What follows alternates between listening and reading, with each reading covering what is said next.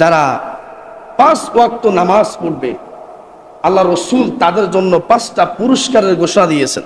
সুবহানাল্লাহ বলবেন না? আপনারা তো কৃপণতা করেন কেন সুবহানাল্লাহ বলতে, আলহামদুলিল্লাহ বলতে, আল্লাহু আকবার বলতে এত কৃপণতা করেন কেন? সুবহানাল্লাহ, আল্লাহকে সুউচ্চ মর্যাদা দিচ্ছেন। আল্লাহু আকবার, আল্লাহ তুমি বড়, আলহামদুলিল্লাহ মালিক তোমার শুকরিয়া আদায় করছি। এই কথাগুলো বলতে কি আমাদের কৃপণতা করা দরকার নাকি আরো জোরে সোরে বলার দরকার? যদি মালিককে সন্তুষ্ট করতে চান সব সময় সুবহানাল্লাহ, আলহামদুলিল্লাহ, আল্লাহু আকবার, লা ইলাহা ইল্লাল্লাহ তাসবিহগুলো আপনি জপবেন, ঠিক আছে কিনা? এই তাসবিহগুলো জপার জন্য কি ওযুর দরকার আছে? এই তাসবিহগুলো জপার জন্য কি ওযুর দরকার আছে? তাহলে যে কোনো সময় আমরা পারি তো ইনশাআল্লাহ। প্রিয় উপস্থিতি, বিশ্বনবী সাল্লাল্লাহু আলাইহি ওয়াসাল্লাম স্পষ্ট ঘোষণা দিয়েছেন যে 5 ওয়াক্ত নামাজ পড়লে আল্লাহ পাক তাদেরকে 5টা কি দিবেন? মর্যাদা দিবেন, 5টা পুরস্কার দিবেন।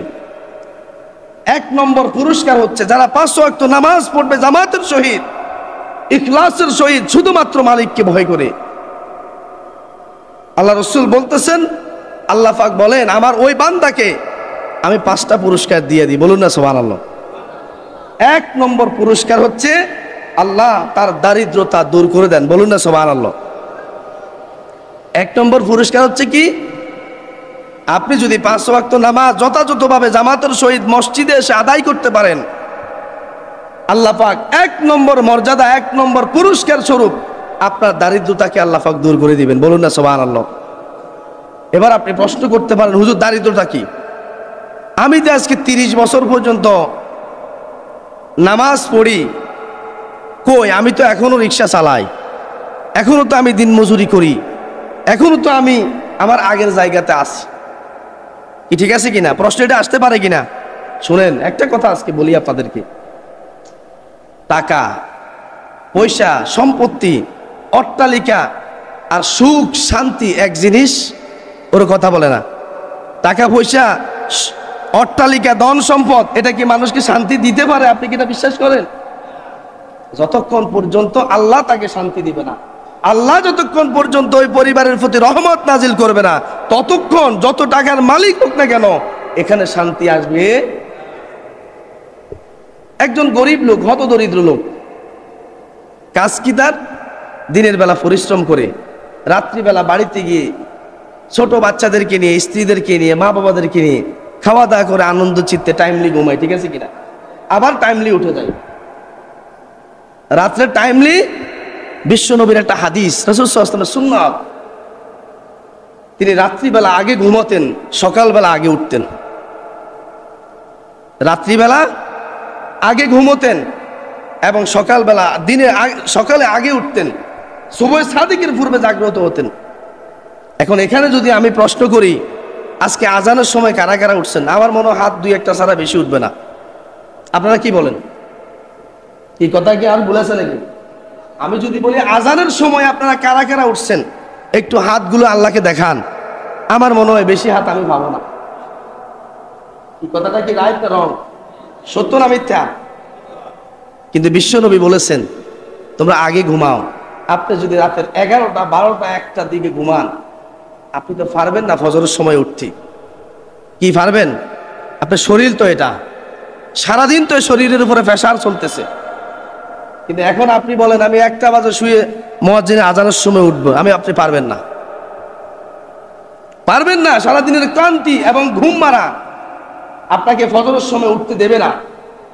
আর শয়তান তো আছেই, হেতে হেতে কাজে আছে, ঠিক আছে কিনা? তাহলে বুঝাতে চেয়েছি, এটা টাকা পয়সা, ধন সম্পদ, অর্থ আর সুখ এক জিনিস নয়। সেজন্য বলতেছি 1 নম্বর নামাজীদের পুরস্কার হচ্ছে আল্লাহ পাক তাদের দারিদ্রতা কি করে দিবেন? বিমোচন করে দিবেন, দূর করে দিবেন। 2 নম্বর নামাজীদের পুরস্কার হচ্ছে আল্লাহ পাক তাকে কবরের আযাব থেকে মুক্তি দিয়ে দিবেন। বলুন না সুবহানাল্লাহ। কারণ একটা মানুষকে যখন কবরস্থ করা হবে, বিসমিল্লাহি ওয়া আলা মিল্লাতি রাসূলিল্লাহ এটা বলে দেন কিনা? এরপরের ঘটনা আর কি জানেননি? মাটি সাফা দিয়ে রাখি আসেন, বাঁশ দি চাপা দিয়ে রাখি আসেন, এরপরে আর খোঁজ খবর কার কাছে আছে? কার বাবার দাদার আত্মীয়ের খবর আপনার কাছে আছে? এখান থেকে আমেরিকা, এখানে যদি এখন 1টা বাজে, আমেরিকাতে রাতের 1টা বাজে, ঠিক আছে কিনা? আপনি চাইলেই মুহূর্তের মধ্যে আমেরিকার খবর এখানে বসে আপনি নিতে পারবেন, পারবেন কিনা? ওর কথা বলেন, পারবেন কিনা? আর আপনি আপনার বাবার কবরের ফাঁসে গিয়ে সিনা বরাবর দাঁড়ালেন, হাজারো প্রশ্ন করেন, কোন উত্তর আছে? হাজারো মাকে প্রশ্ন করেন, কবরের পাশে দাঁড়িয়ে, সামনে দাঁড়িয়ে, কোনো জবাব আছে? তাহলে এটা কত দূরে? সিনা বরাবর দাঁড়ালেন, মায়ের কবরটা কত দূরে, বাবার কবরটা কত দূরে, কিন্তু এই প্রান্ত থেকে পৃথিবীর অপর প্রান্তের খবর আপনি মুহূর্তের মধ্যে, 1 মিনিটের মধ্যে, কয়েক সেকেন্ডের ভিতরে আপনি নিতে পারেন, কিন্তু মায়ের কবরের 1 বিঘা পাশে দাঁড়িয়ে আপনি খবরটা নিতে পারেন না। কি ঠিক আছে কিনা? কথা তো ঠিক আছে। তাহলে সেই কবর, যখন একটা মানুষকে কবরস্থ করা হবে,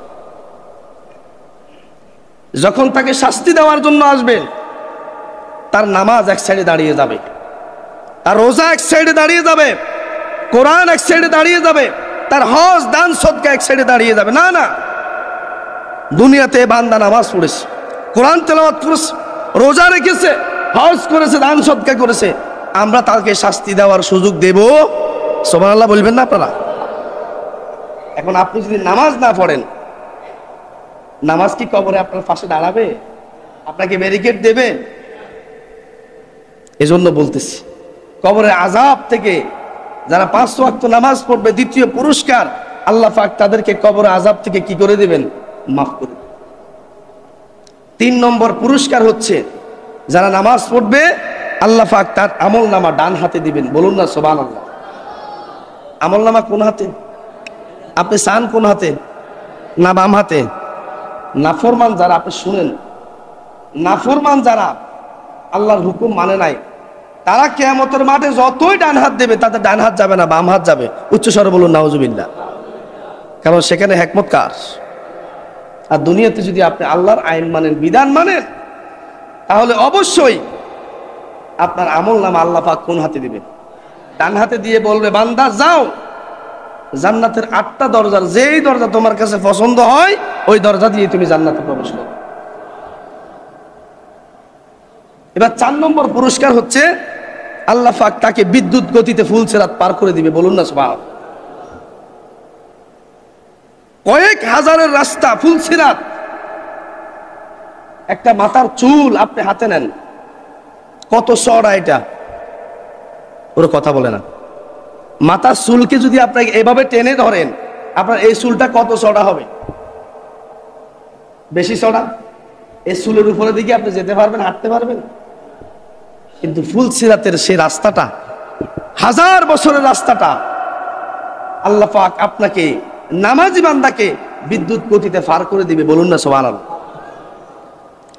নামাজি ব্যক্তির সর্বশেষ 5 নম্বর পুরস্কার হচ্ছে, বিনা হিসাবে আল্লাহ পাক তাকে জান্নাতে পৌঁছে দেবে। দোয়া করেন না, আল্লাহুম্মা হাসিবনি হিসাবাই ইয়াসির। আল্লাহ, কিয়ামতের মাঠে আমার হিসাবকে সহজ করে দাও। আল্লাহ, আমি তোমার কাছে বিনা হিসাবে জান্নাত চাই। আল্লাহ, তুমি যদি আমার দুনিয়ার হিসাব আমার কাছে নাও, আমি হিসাব দিতে পারবো না। কত ওয়াক্ত নামাজ কাজা করেছি, কত মিথ্যা কথা বলেছি, কত অন্যায় করেছি, কত জুলুম করেছি, কত নির্যাতন করেছি। আল্লাহ, তুমি যদি ফুঙ্কানুফুঙ্কা হিসেব যদি আমার কাছে চাও, আমি হিসাব দিতে পারবো না। আর কোন বনি আদম আল্লাহকে হিসাব দিয়ে জান্নাতে যেতেও পারবে না। এই জন্য আল্লাহ পাক নামাজীদের ব্যাপারে 5 নম্বর পুরস্কার বলেছেন, আল্লাহ পাক তাদেরকে বিনা হিসাবে কোথায় যাবে? জান্নাতে। এই জন্য এই 5টা পুরস্কার যে আমরা শুনলাম, আমরা কি জান্নাতে যেতে চাই কিনা? ওর কথা বা চাই কিনা? তাহলে জান্নাতে যদি যেতে হয়, এটা আশা করেন, তাহলে আমাদেরকে অবশ্যই 5 ওয়াক্ত নামাজ কি করতে হবে? আদায় করতে হবে। 5 ওয়াক্ত নামাজ আদায় করতে হবে।